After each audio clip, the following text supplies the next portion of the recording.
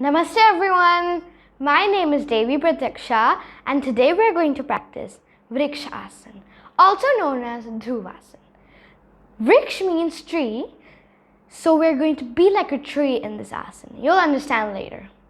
The benefits of this asana are foot, ankle and leg muscles become more powerful and strong.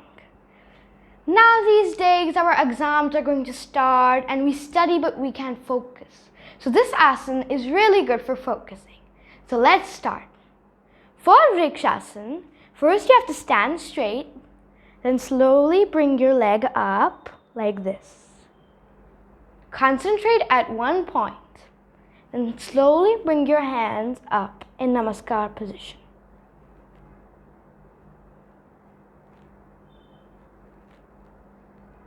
Slowly come down.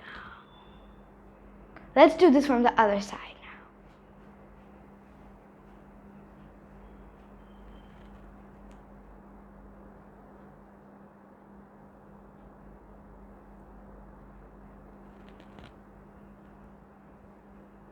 You also become tall from this asana.